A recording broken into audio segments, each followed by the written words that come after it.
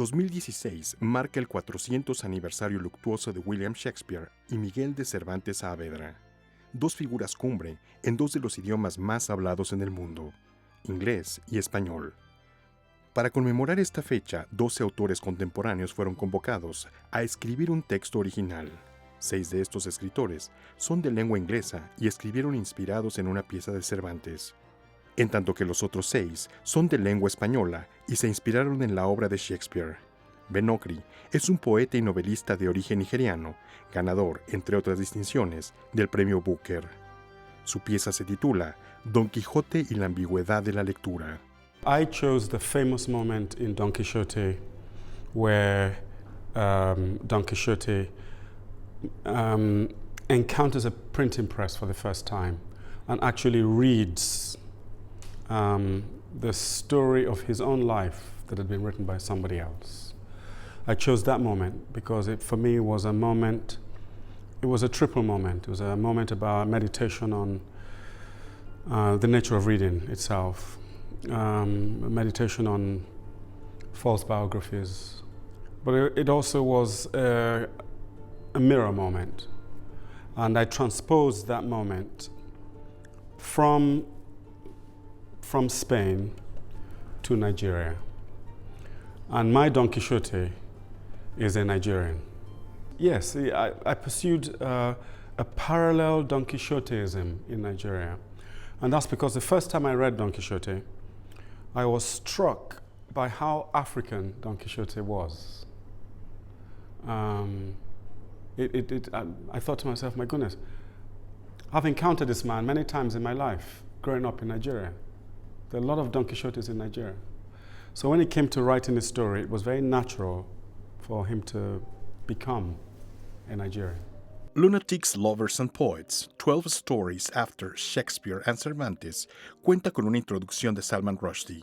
Los volúmenes, tanto en español como en inglés, son una coedición entre el British Council, Hay Festival y Acción Cultural Española.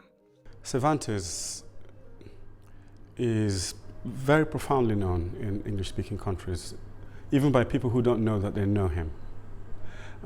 It's not all of his body of works, it's mainly Don Quixote, and Don Quixote is not a work. I always say Don Quixote is a world.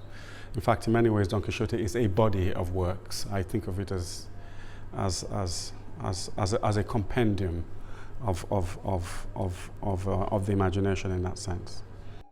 No obstante los paralelismos que se han intentado establecer entre estos autores, como la coincidencia en la fecha de su muerte, el 23 de abril de 1616, tal afirmación resulta falsa. Cervantes murió en realidad el 22 de abril de ese año y fue sepultado al día siguiente. En el caso de Shakespeare, su deceso fue el 3 de mayo, también de ese año. La cercanía en fechas resulta del hecho de que en esa época Inglaterra se regía por el calendario juliano. Pero es en la eternidad que da la literatura que ambos han llegado a sus respectivos países y al mundo. So I think there are two kinds of influence here. There's a direct influence of actually having read the work and the way in which it affects your worldview, affects your thinking, affects the practice of your art. And then there's the archetype that has been given to us, so that even if you've not read the book at all, you're affected by this archetype. It's helped you identify some special feature about human beings in society. And the resonance I found was twofold. Firstly, he makes you aware of, in a quite realist tradition, because there are almost no supernatural elements in Don Quixote that are not elements of consciousness.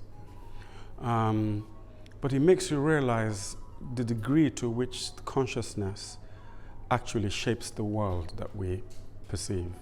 Don Quixote creates a very big question mark between the realism of the world and the realism of consciousness, that they're two different realisms.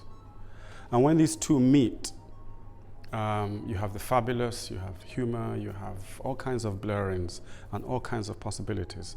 And I think in that, he opened the door, intentionally or unintentionally, to many, many possibilities in fiction.